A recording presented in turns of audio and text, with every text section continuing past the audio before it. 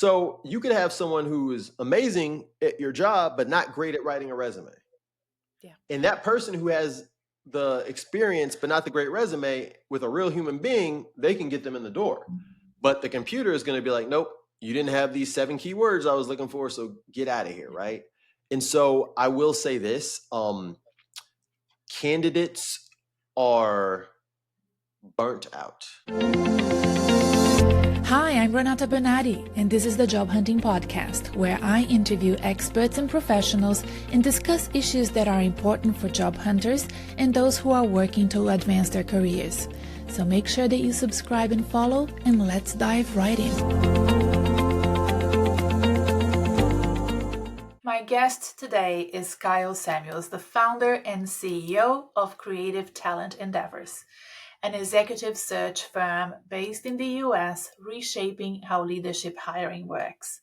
Kyle was first on this podcast back in early 2024, and it was one of the most practical and insightful conversations about executive compensation and the hiring process. A lot has changed since then. Personally, Kyle has been through a profound health journey, having undergone surgery and chemotherapy after a pancreatic cancer diagnosis. Professionally, he's continued to grow his business, supporting employers and job seekers during one of the most uncertain job markets in recent years.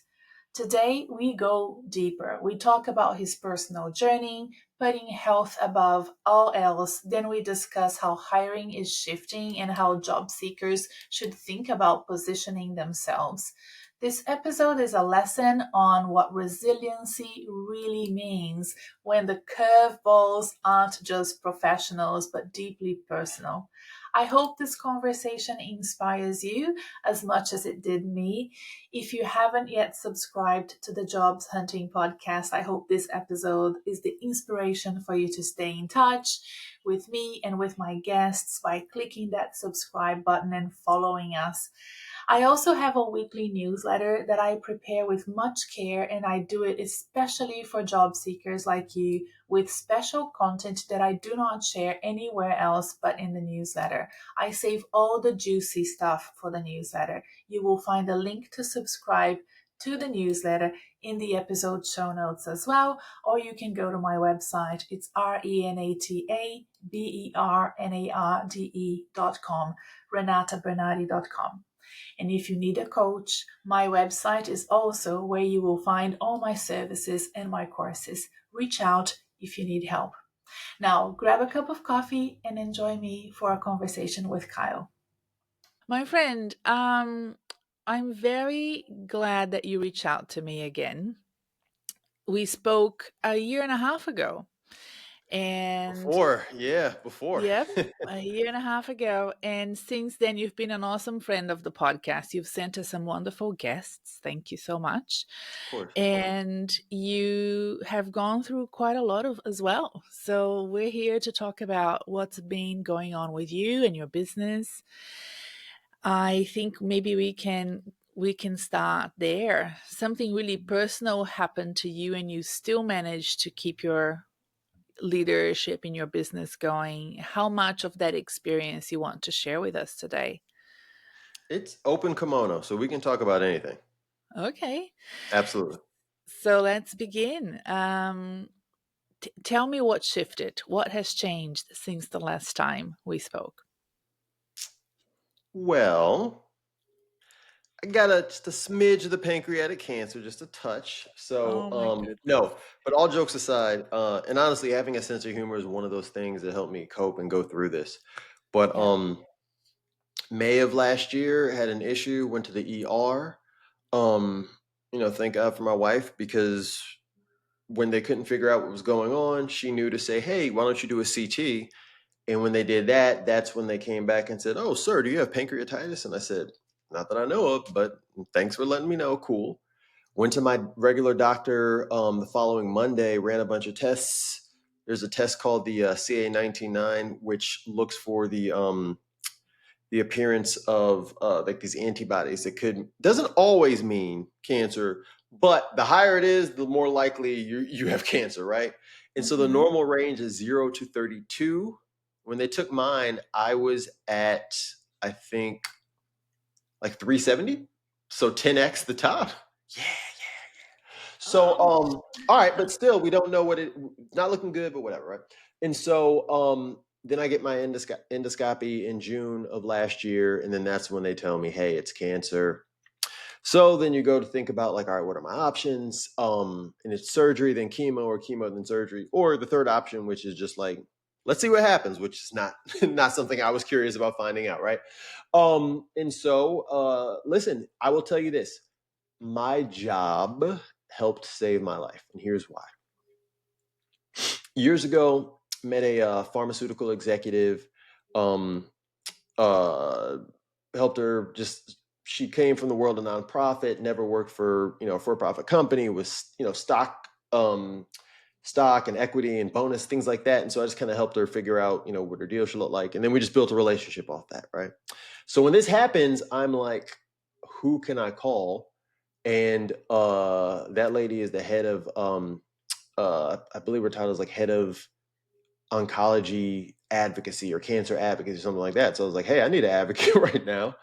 yeah. And they were so generous with their network. And, listen, I'm 99.9% sure that I bumped somebody from the surgery schedule at Duke because, using those relationships, and I was able to get into like this hotshot surgeon who did my surgery, and he went on vacation. And so that was super helpful, right? So July 17th of last year is when I had surgery. And one of the things that you think about, and this is the only time in my life I've been like, all right, it would be better to be an employee right now, right? Because like I think Mm, about my last job at Taco Bell, big, $10 billion company. Like if I go out, there's a whole bunch of HR people to fill in the blank and do whatever, right? yeah. Um, didn't have that, right? And so you think about when you think about work, two things is what I was thinking about. Number one is, okay, what do I tell my clients? Number two, and actually not in any particular order, is what do I tell my employees? And so you Hmm. think about, well, if I'm super transparent, that's one of the things that I've learned in this entrepreneur journey. In the beginning, I was like, open, here you go, I'm telling you everything. And then you realize that not everyone can synthesize that the way you intend. And so I was like, I literally, it's like, oh my God, this is why the big CEOs don't tell everyone everything because they're not ready for it. Got it. And Yeah. so all I said is, I'm going in for surgery. Everything should be okay. I'll let you know when I'm out. And the reason I did it like that is because even with the MRIs and the CTs, there's always a possibility they get in there, they see it's in your blood or in your lymph nodes, which wouldn't come out. And there's a possibility they go sew him back up and just tell him to have the best 6 months of his life he can, because there's no point in even doing the surgery, right? And Yeah. so if that had been the reality, I would have given a generous severance to my employees and told all my clients, "Hey, I'm out of here. Sue me if you want. We'll give you refunds, but I'm out of here. I'm not spending my last 6 months working." Right? Yeah. Or if it was positive in a good way, right? Yeah. It's, hey, I had pancreatic cancer. Here's the plan. Blah blah blah. Because you don't want prematurely your clients to just say, well, screw it. Let me start. I'm not going to kick off any more work with this guy. He's got one foot in the banana peel, the other one in the grave. And then you also don't want your employees, which I get it, to say like, well, shit, let me start looking for a job because, oh boy, might not make it. And so luckily things worked out well. And so I told everyone, I did a LinkedIn post just to, awareness. Cause there's also that part of like, you're not returning phone calls like you used to and stuff like that. And people are like, why is Yeah. he he's a big shot? And then it's like, oh, that's Yeah. why that's why he didn't get back to me, right? Yeah. And so yeah, it was a rough cycle. Yeah. So I did the surgery and then spent a couple months getting my health back up so that I'd be in good enough shape to do chemotherapy. Okay. This stuff humbles you, right? So like Yeah. entrepreneurs, you think, oh, you're the type A, superwoman, superman, I can do everything, to the point where, listen, Yeah. Renata, I There is thought no playbook for this, right? There is no playbook for this. You have to play by the rules of destiny and just take one step at a time. I thought that the day after my surgery, or maybe 2 days after. So that was it. But I literally had calls scheduled. I was like, oh, it'll be fine. I'll just be in my hospital room doing my work. And then like my wife was like, are you dumb? I'm like, no, cancel that. So I did. Yeah. And then you know, same thing. All right, I'm doing chemo. I'm just sitting here connected to stuff. I'll work. So what you learn is, or I learned, is that there's, chemotherapy is like saying soup, right? Like Italian wedding soup is a soup, tomato is a soup. So just it's not the same thing as like water, right? So anyway, it's a combination of different Mhm. drugs. And so they give you one for 1 hour and a half, and the next one. So long story short, I one of the drugs, it makes me talk like this. I can't help but like, you ever go to the dentist and they give you the thing and your lips all big and you're like, hey Yeah. guys. So then I was like, okay, can't do work because this is super unprofessional, right? And so you Yeah. just learn, and it humbles you. And what it makes you learn is this, or made me learn is this. That's cool. You want to run a successful company and do all these things, but guess what? If you don't have health, none of this matters and you can't do it. Yeah. So I just had to be realistic about taking a step back and work and trying to do what you can when you feel like it. But like, you get waves of nausea and things of that nature. And so it was a 6-month chemo session, 1 week on, 1 week off. Went to a conference, this amazing conference that I've been going to. And I even like played with my chemo schedule so that I could go that whole week because of da. And so again, you're there to build relationships and strengthen the ones you have. Sure, I'm, 4 months out of surgery and in chemo, but let's do 18 holes of golf. Let's go. And so what happened there is that was like a Monday. And then Uh-huh. no, that was a Tuesday, I think. And then I was fine Wednesday. The days don't matter. My point is this. The next day I was fine, but the day after that, I tried to get up. My body was like, you're not leaving this hotel room. And so that's when I Wow. had all these big meetings with these like super important people. Now, again, I will tell you this, cancer is pretty much undefeated as an excuse. You know what I'm saying? It's just like, Kyle, my EA said Kyle, he couldn't make it. He has cancer, and he's did. Oh, okay. You know what I mean? So people get Yeah. that, right? But Yeah. my body could not like. I'm not gonna. I could. It's not that I couldn't get out of bed, but I could. Like I was in no condition to put on a suit and have a coherent conversation about business with anyone, right? Like I ended up leaving the next day, right? So again, it humbles you, and Yeah. it again says that's the point.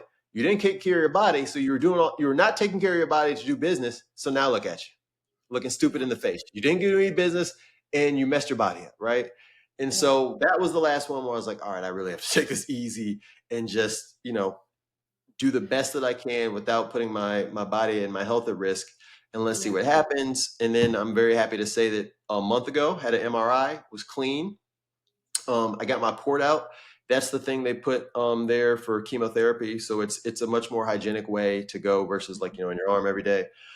That's been removed, and they only do that when your oncologist feels like, hey, I don't think you're going to be needing chemo anytime. So it's still going to be a couple years of every quarter doing checks, and I'm sure like every time I get it, I'll be like, I hope it's A bit good. anxious. Yeah. Yeah, yeah, yeah. But also not. At least with Really? this first one, because it's like I can't do anything about it, right? Like there's nothing. So I try not to worry because it's like it's gonna be what it's gonna be. There's no amount of It's push-ups out or of your diet that I control. can eat. Yeah. Exactly, exactly. And so again, it's like you just focus on the things that matter. So it has been phenomenal. So some of the cool things that have come out of it is Mhm. I'm proud. I'm gonna show you. So, Okay. PanCAN, the Pancreatic Cancer Action Network, they have a Oh, Purple wow. Stride Walk every year. It's the same place. It might even be globally, but definitely in the United States, the same Saturday.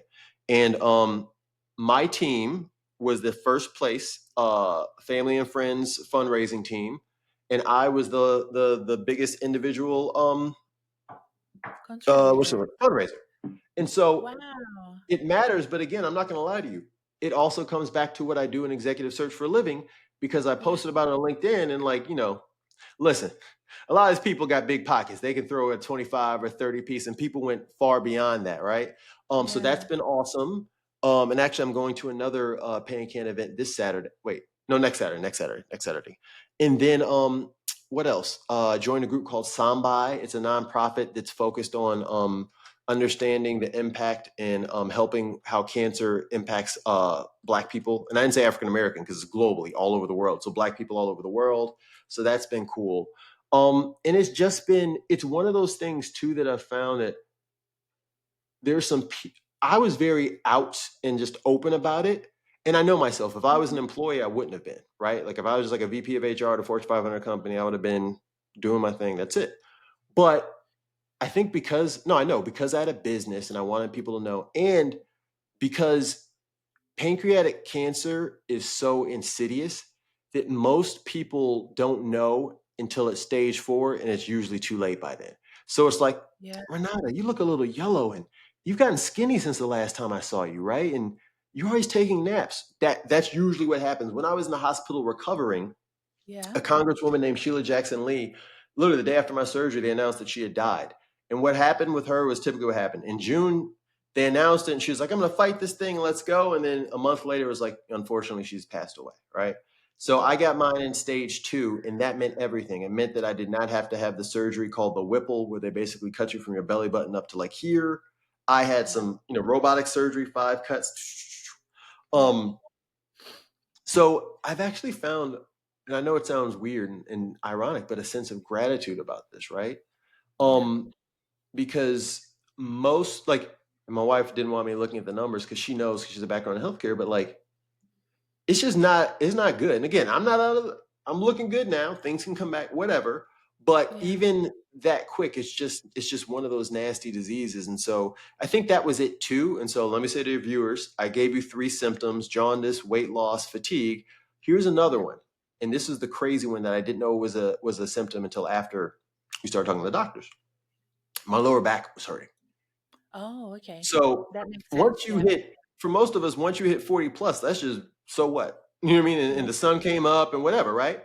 And so I'm theragunning my tumor, but that's what Mm-hmm. had happened in retrospect. It was the tumor from the pancreas pushing against my spine, which resulted in lower back pain. But Yeah. think about it. If your back hurts, do you go, oh my God, cancer? You just go, oh, I got to stretch or I'm working out wrong or whatever. And so to anyone watching or listening, please, if you get some kind of it doesn't have to be lower back, it could be anywhere, but some kind of pain where you didn't bump something, it wasn't from lifting, you weren't stretching or something like that, get it taken care of. Because I Yeah. will also tell you this, my tumor was very aggressive. And then, like I said, June 15th is when I had the endoscopy, and July 17th is when I had the surgery, and they took it out and they told me it had grown 50% in a month. Wow, that's Yeah. huge. Yeah. Kyle, during the time you were telling your story, several times you mentioned the difference between having your own business and being an employee. And I think this is so telling and so important for us to talk about because I, from time to time, will get a client who has been unemployed for a little while. And when we have our conversation, I find out that they've had a health scare. They've either had it themselves or they were caring for somebody who had it and they couldn't work for a couple of years, right? And I think even though when you are employed, you have systems in place and supports in place, sometimes you fall off the crack. Maybe you were a contractor, for example. Maybe, the ties with the employer weren't as tight, or sometimes you really can't cope. And I've been in that situation myself where I felt I can't work anymore. This is way too hard. I need to get out because of reasons. How as a recruiter now with that insight of having lived experience of this, what would you advise people to do if they find themselves in that situation, ready to go back to work with a career gap?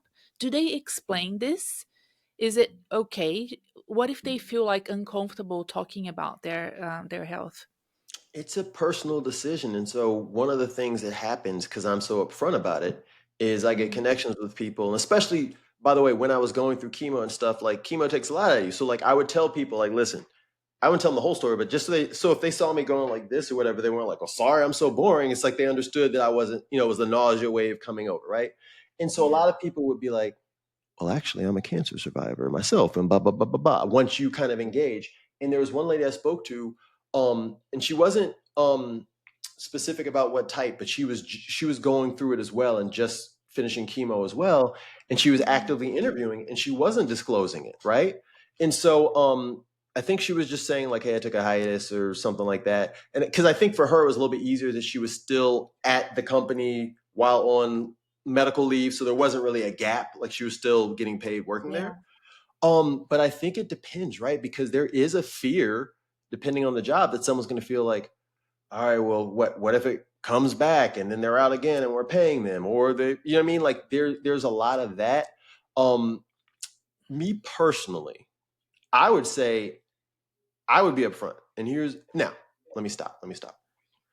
I would be upfront unless you're in a situation where your back's against the wall and you need to get this money because you're gonna lose the house, something like that. Then, Mm-hmm. but the reason I say I would typically be honest is because how this organization reacts is going to tell you everything about who they are. And if all Mm-hmm. of a sudden you know they're loving you, all of a sudden, oh, we just lost the head count. I'm so sorry. That's probably not a company that you wanted to work in anyway. And so again, it depends. Now, if there, let's say there's no gap, right? Let's say I was working at company A and I was out for however many months with this ordeal, and I just don't want to work there anymore for whatever reason. Mm-hmm. There's if it's not going to impact your job, right? Like now I would tell them if, hey, you have chemo every week from 4 to 8 on Tuesdays. I mean, I guess you could be kind of coy and say I have a commitment or whatever, but I would still Yeah. just be frank about that. But unless it's something where you're gonna have to lift things and you physically can't do it because then you can't do the job. I think it's a judgment call. But my bias is always on just being upfront, and so I'd rather that than me not tell them and me not know who they are, and then you get there like, oh, this is a crap organization. I Yeah. just think it's better to be honest. Yeah, you're right. And I think as we have longer careers, we are more exposed to having ups and downs in our profession, in our lives, in our health, right? So it could be health, it could be some personal matter, it could be we need to learn how to navigate this and not feel so anxious about it. You also mentioned, it's out of my control. I'm not going to worry about it. And I think it's important, there are certain things that are within your control and other things that are not. Um, what would what would you recommend now, for people that have businesses like yourself? Tell me about how it went out with your employees. Did you delegate things? I mean, even if you are a manager working for a company, sometimes it's hard to let go, isn't it, of the things that you are or your responsibilities. How did that work out for you? I would say that the team did a pretty good job of holding things down, if I'm being honest, right? Yeah. I wasn't executing any searches. I was just doing like business development and stuff. But there was concern, there was care, you're doing okay, etc. And I'm very grateful. Like we ended last year better than we ended the year before, which is crazy. You know what I mean? So it was, surprise, concern, um, and again, still concerned. Like one of the things you learn in retrospect is that obviously I lost weight and such, but like, um, like your face is your face. So like when we gain weight, we don't notice it because we see this it's gradual. But if you haven't seen someone in 3 months, they're like, "Whoa, you've been going crazy on those cookies, right?" So Yeah. I realized this. I went to this event in May of this year, and I saw a bunch of people in this entrepreneur group I'm in. Oh my God, you look so good, and da da da. And I was like, the last time I saw all of them was in November at that golf thing and I was like, you got to be honest with me.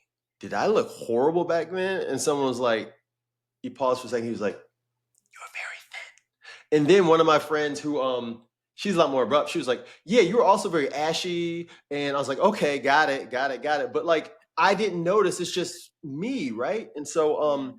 that I think I didn't realize that was probably jarring as people were seeing me kind of like for a little bit disintegrate every time we had a call or whatever, right? And so you don't I didn't realize that before, right? Because if you see someone and you're just like you hope they do well, but like man, they look really skinny. Other thing I do want to let you know is I had hair when we last spoke. I remember. Yeah. This is why I say I definitely do not recommend pancreatic cancer. 10 out of 10 do not do. But Don't have it. I've been so blessed in the sense that that's one of the things you worry about, right? I'm an old guy. Like having hair in your head is a bit of a flex after a while, right? Um, it chemotherapy didn't take my hair. I cut my hair because my hair was almost as long as yours, at least down to Yeah. here by the time I cut it. And I'm wearing scrunchies. Like I'm catching myself in videos. I'm doing this like I'm Shirley friggin' Temple. So I just cut it just to go back to the old me. But that's how lucky I was. So, but then I realized, let me tell people that I cut it because I didn't want them being like, oh my God, it took his hair. Right. So again, I've been very lucky and very blessed.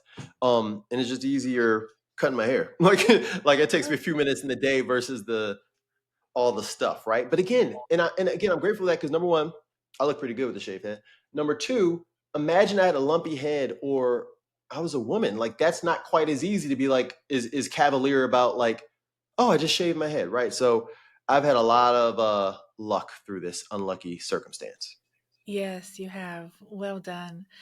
And and now we're catching up.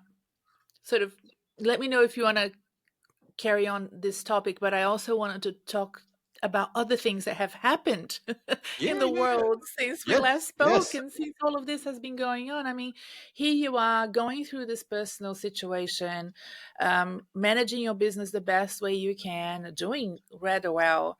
And some of the things that we discussed last time we spoke, like diversity and inclusion, they were so important to you, and I believe that they still are. But a lot has changed in the US in terms of diversity and inclusion since we last spoke. So, are companies still investing in it? Can you sort of update me? I'm in Australia. Yes. Things are So still here's the good fine news. here. So, please tell me what's going on and how you see it trending in the future. Here's the good news. Yes, there's a search that we're doing for one of our clients, and the role dotted line reports to the head of DEI. Do you know how many employee or candidates I've had happily be like, "Oh wow, they still have a head of DEI, and they're not like hiding them and obfuscating them under some title." So it's still happening, right? There are certain companies. I think it like this company. They're not a government contractor. They're public, but like they're just not worried about Big T coming at them, right? Whatever, cool. Um, but the other part that I've seen and why I say yes is a lot of companies are doing a little cloak and dagger stuff. So what they're doing is, let's say I was the vice president of diversity, equity, and inclusion 2 years ago. Now I'm the VP of community belonging. Oh, okay. I'm still doing the same work, and these are actual friends I have. I'm still doing the same work, but we're just doing it under the radar. Okay. Yeah, yeah.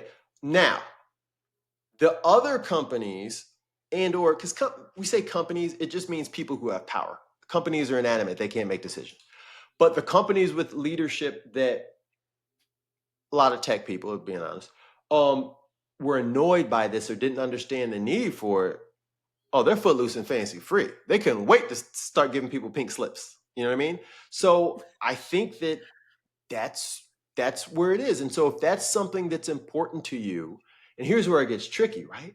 Because there could be a company that does believe in that, but they don't have the title because they don't want Big T coming at them, right? And so I've told people don't assume just because you go to the website and you don't see anything about it means that they don't care. It could mean they care and they care so much they wiped it from the thing so they can actually do the work, right? And so like I was like, as you interview, ask those questions and see. So it's a mixed bag when it comes to DEI. But honestly, what's I think a bigger issue with that's a part of it is just I've been doing this for some time and I can't, I'm lying. The last time I remember companies treating candidates this bad was financial crisis 2008, 2009, right? Okay. I was in business school at the time and that's where I remember a lady, she was a senior. She was like, she had done everything you're supposed to do, right? Great grades, internships every year. She interned at this company 2 years. They made her an offer the summer going into her senior year. So she's like kicked back. Why would she go recruiting? She has a job, right? April, a month before she's supposed to graduate, this Fortune 500 company says, guess what? We're rescinding your offer. Have a blast. So she's scrambling to like, the job fairs are over. Like, right? Yeah. And so Oh, what I'm poor seeing now woman. is candidates are really on some Casper the Ghost, right? Like, I'm Yeah. sorry, companies. Yeah. I literally just spoke to someone earlier today who told me that the only way he found out that he wasn't up for the role is he called the recruiter back. They're like, oh yeah, my bad. Yeah, yeah, yeah. They're going with someone else, right? Yeah. And so I think a number of things have happened. I think that companies, and part of this is from stuff I've heard, part of it is apocryphal. I think that companies' leadership, remember 5 years ago when it was like, oh my God, Kyle, COVID, here's $100 a week gift card, and here we'll buy you a Peloton just so you can work out and stay war for talent. Oh my God, here's extra money, let's Yeah. go, right? And then is one of my friends once said, when business is good, everyone looks good. Then they started to see, oh wait, you weren't really working that hard. You never even quit your first job, and blah blah blah blah blah. And so now there's a wariness, right? And because of that, one of the things that I've been stressing a lot, and actually we talk about it in because we went the opposite way, right? So we do hell of a great work in executive search, but we also launched a product called Hire Ready, which is a job preparation course, because I was like, who better to teach people how to get hire ready than actual recruiters and HR executives, the people on my team who speak to clients and candidates every day. And Mhm. relationships matter more than ever, ever before. The reason, okay, Everyone is saying that on my podcast. All my guests, even the AI founders, people that have been doing platforms and, ATS systems, I said, are you sure? You're just telling me that even though you're building an ATS system, you're telling me networks matter more than resumes? And he said, yep. they are the So, reason. yeah. Those apps are part of the reason, right? Because a lot of ATSs or add-on tools, etc. They have AI tools that just, we've always screened resumes, but they're just like, if you don't see this, they're out, right? So you could have someone who is amazing at your job, but not great at writing a resume. Yeah. And that person who has the experience, but not the great resume with a real human being, they can get them in the door. But the computer is going to be like, nope, you didn't have these 7 keywords I was looking for, so get out of here, Yeah. right? And so I will say this: candidates are burnt out. I've told this story before, not like on a podcast, but just in general. Um, Lady who was laid off. She'd been in the same company for like, I don't know, I think 10 years. And so she went and looked back at her prior 8 or 9 years of what do you call them? Not status reports. Your goal thing. You do your goals and da da da and give me a bonus because I did my goals, right? And she was like, I was exceeded expectations for the last, it was either 8 or 9 years, right? And it's gotten to the point, she's respected, credential, she wasn't getting past second round interviews. And so she was like doubting herself, like, was I a personality hire? Did they just do that because they liked me to be around because I was fun? Like, and it's like, and I was telling her, I was like, trust me, companies don't do that. No. If they're paying you a salary, it's because you're making them a multiple of that. But like, it messes people up psychologically, and it can lead them to doubting, which becomes that slippery slope where if you're not confident, you don't show well in the interview and blah blah blah blah. And so I think that it's getting better. Part of the reason why I said is we've had some searches this year for heads of talent acquisition. So you don't do that unless you're planning to hire. So that's a plus. Mhm. But I also think that individuals, and please let me say this because I want to give as much game and help as I can. Individuals who are looking for a role, sometimes people in the course will say this: I want a job at company A. Do you know anyone there? Yeah, my old coworker, but I haven't spoken to her in 6 years since she left the company or I left the company. It's not important, right? Well, have they been reaching out to you trying to reconnect and you've been ignoring them? No. Okay. So if you don't reach out to them, you're not going to get the job. If you do reach out to them, they might ignore you or they may not. But I guarantee you, if you do nothing, you will not get the job, right? And so people feeling like awkward about, well, how do I? And I'm like, well, they haven't reached out to you either. So you actually get credit for being the first one to do one.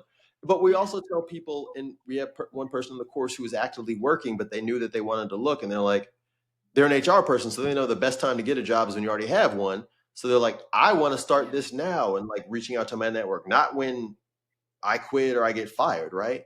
But Exactly. it's it's tough out there. And I'm talking about some of the people, the credentials, the schools, you would be like, this Ivy League educated McKinsey person can't, no, it's been 2 years. Yeah. I Crazy. will give you two examples of things that have happened this week with my clients. I have a client and she's been working with me for about 3 months. She had been without a job for about a year and a half. Mhm. And we built the momentum really slowly, networking through LinkedIn, through messaging, through emails, doing cold outreach to recruiters that are experts in her field without asking too much, just connection requests, catching up Mhm. with old colleagues, which she hadn't done because she had some issues with the company that she worked before. So we did all of that, and all of a sudden, this woman is at the tail end of two processes, and we yesterday had to discuss how to manage those, so that she gets the two offers. And she told me, can you believe this is happening? Like, look at where we're at. I'm like, I can't believe I often see this with my clients. The problem is when you're at the beginning of the process, you don't see that Right. as a candidate. But as a career coach or a recruiter, we know that this can happen with that consistent ongoing effort, right?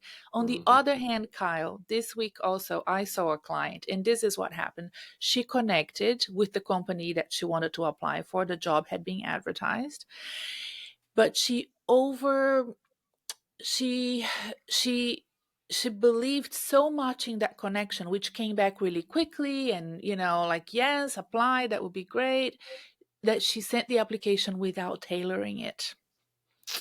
Right. So when she sent it to me and said, like, I don't know what happened, they did not reach out to me. I didn't even go for an interview, and I got a no straight away.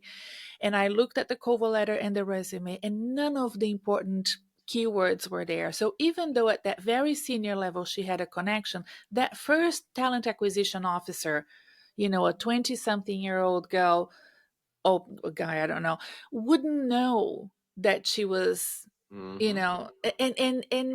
and then by the time that the shortlist went to the senior exec, who is the decision maker, too much time would have passed, and they would be enamored by other applicants that had done a better job at applying. So there has to be a combination of the two things.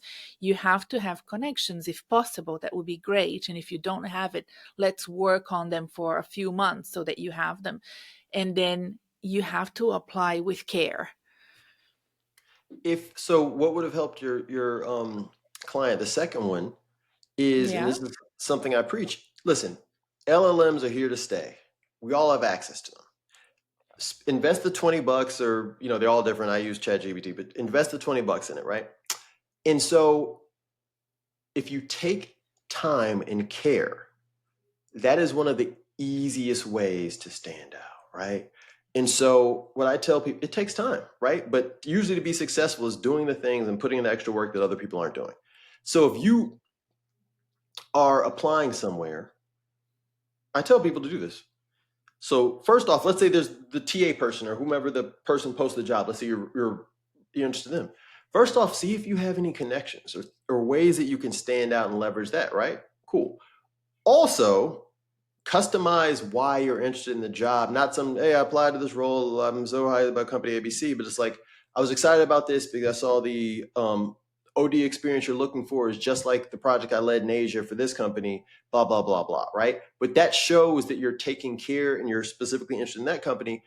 Recruiters all know that there's one click apply, and that a lot of people just they'll put marketing and just click every marketing role apply from the intern marketing for the chief marketing officer, and they're like, whatever, whoever comes back comes back.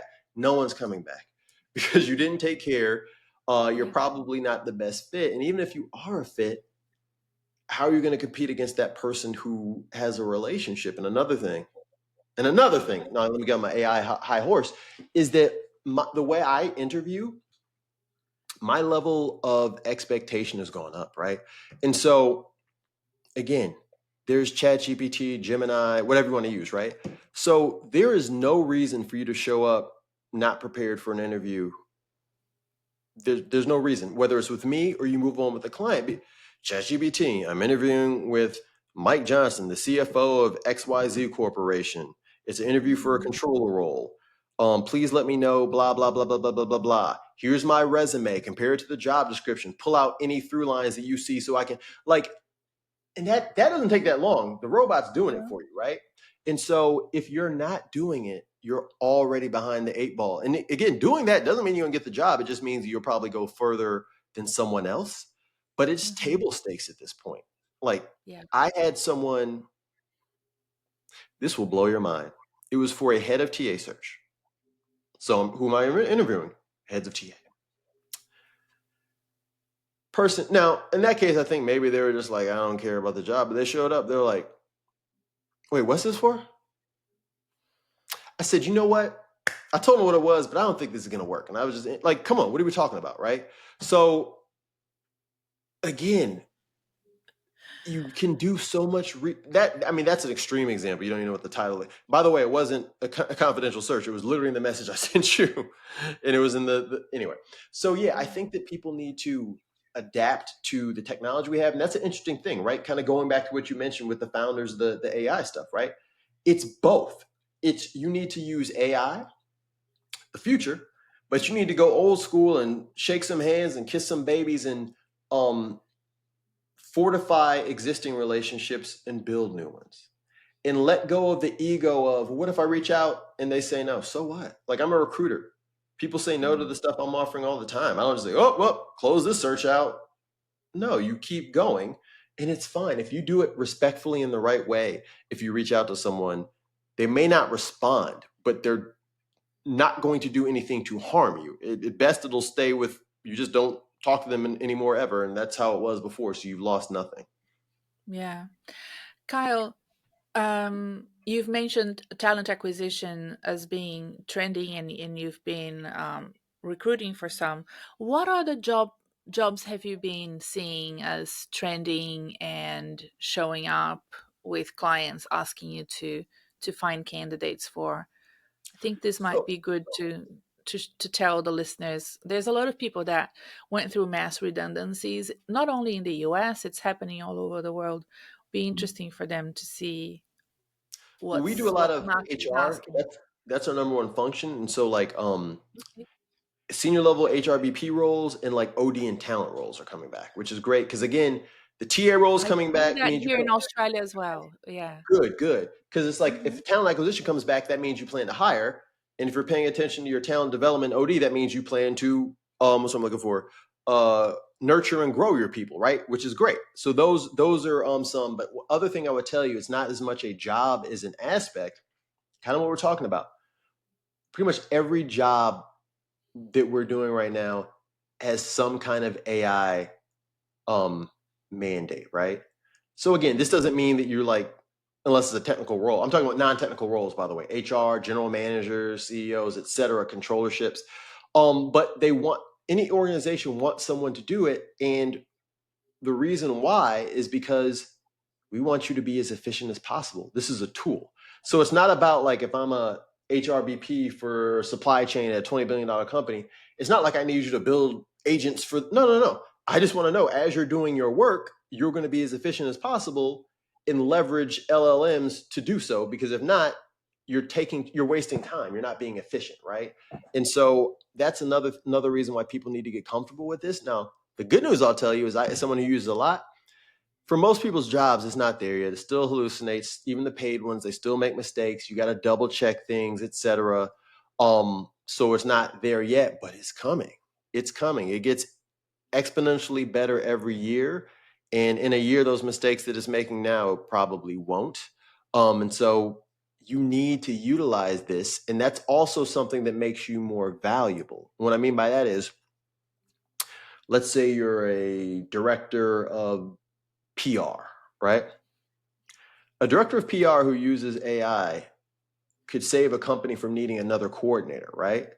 Oh no, no, we don't need a little junior copywriter to write the things. We'll just have AI write, you know what I mean? And then we'll schedule it using AI to post on our company or LinkedIn page every day and blah blah blah blah blah. We could schedule that out. And so it makes you much more valuable as an employee because they're going to get more out of you paying the same salary as the you that doesn't know how to use AI correctly. Of the candidates in the market that you're seeing, what's the percentage of candidates that you feel understand this value of AI?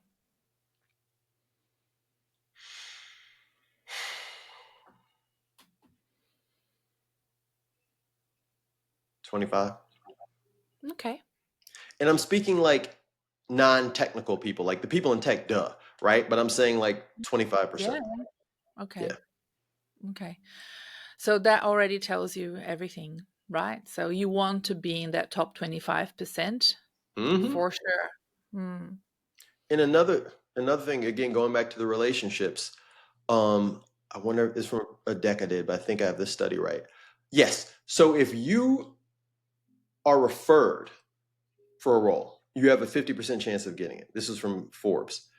If you just apply, you have a 1 in 33 chance of getting the job. So again, that's another thing I'll tell your audience is that sometimes people do this. They get so focused on the seniority of the person, that doesn't necessarily matter. If Mm. a senior vice president puts your name in the employee portal in the companies I've worked, it has just as much value as a junior accountant, right? Like I've run corporate TA, they give a lot of attention to the referrals because again, referrals tend to have better stickiness, do well at the company because someone knows their culture company, they know the person, blah, blah, blah, blah. And so they want those and they want to encourage people to doing it. And the easiest way to have people stop doing referrals is, well, I sent you 3 referrals, you didn't talk to any of them. I'm not referring my friends anymore just to get hung up, right? And so Mhm. I want people to understand that too. If there's a job that you're interested in, you know someone, you go, oh, they're only a social media coordinator. Doesn't matter. It doesn't matter. They can be helpful. And it's also more important someone who really cares about you and wants you to win than that coordinator who worked for you 5 years ago as an intern and thinks you're the best boss they ever had. They're going to go up to HR and be like, hey, HR, what's up? I submitted Renata 2 weeks ago. She hasn't heard anything. Versus you meet the COO of a company at a conference and you have a really interesting, engaging conversation about pickleball over the coffee for 5 minutes and she gives you her card. Yeah. She doesn't, oh, like it was a nice conversation, but like why does she care enough to get involved in essentially a stranger's career? Like, well, if you applied, I'm sure if you're good enough, HR will take care of it. Versus that Yeah. coordinator is like, no, no, no, no. What's up? What's up? Yeah. So people remember that it's not just the level of the person. More important is how much they have a vested interest in your success and how much they like you. Yeah. And a tip here for the listeners who have been talking with in-house staff and trying to get referrals, if they send you a link to apply for the job, you apply using that link. So many times, more times than I wish had happened. My clients received the link and unfortunately they did not use that link. They used the link that they see on LinkedIn or straight on the company website. And I'm like, no, you don't understand. And it wasn't made clear to them, but that link is a referral link. So if they send you a link, you use that link to apply, not the one you see online that everybody else can use. Oh, go ahead. Mm. You just made me think of Yeah. another tip because this has Okay. happened my whole career, a few times a year. So we'll reach out to someone, they won't respond. They'll go to the company and apply directly, right? Hmm. In a lot of cases, we're retained to do the search. So either we have access to the client's ATS, or they're just like, hey, here's the stuff that came through, right? And so we'll reach out to them and be like, hey, yes, it's us again. And the mentality is they think like, I'll be a more attractive candidate if they don't have to pay a fee, right? So I'm going to go ahead and I'm going to outsmart everyone. And I'm going to apply. Maybe if you're contingent, sure. But we're retained. So like, we're going to get paid anyway. And so I say all that to say, make friends, build relationships with recruiters because it works 2 ways. You may need them at some point, or you want to have a relationship with someone in your sector who knows what companies are hiring, et cetera. So if you decide it's time for you to start looking, hey, Kyle, what's going on? We talked about that one role. Remember, I couldn't relocate, but I just wanted to check in and see. I love that. I love that. So don't be fearful of the recruiter. They can be advocates for you. And in most cases, the reason once a company decides to pay for a search, they just want the best person as quickly as possible. They're not going to not hire someone because they're going to have to pay a fee. They wouldn't assign a contract where they have to pay a fee. They've already accepted that. Yeah. I'm all for that, 100%. I think if you have the opportunity to apply via recruiter, and if the search is done by an agent and not in-house, it shows that the company really values external candidates, and it wants a wide Mhm. range, and it wants high quality diversity. They have as part of their culture um, that investment in hiring. So think Mhm. about that as a plus, as already a green flag. But also, if by any chance you don't go through that process, you've made a connection in your industry with the recruiter that can be helpful for you in the future. I interviewed another recruiter on this podcast recently. His name is Dan Fantasia, and I will put a link to that episode below, Kyle. So if people are listening, you can go and listen to him. And he said, you know what happens? The people that end up applying for the role may not be shortlisted. Most of the time, we don't shortlist it, but we keep them on file and we're interested in them, and then we will consider them for another role. And that's 100%. how you need to think about it. And the way that he explained it shocked some of my clients. What do you mean? And I'm like, no, this is absolutely right. Right? By the time I say this so many times on this podcast, by the time something is advertised publicly, so much has already happened. The recruiter has already reached out to their network. The referrals internally have already been made. People that know people have tapped on them on the shoulder to let them know that the job's going to be advertised. So a short list is already forming there. But that doesn't mean it's a waste of time for you to apply. It means you are going to start making connections here that will eventuate in a job in the future. Mhm. Yeah. Ah, it's been good talking to you again.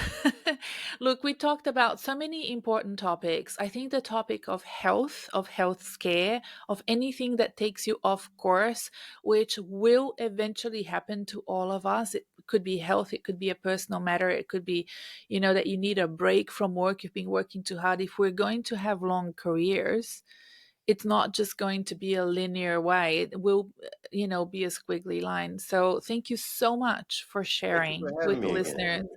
It's been fantastic. I really liked everything that you said.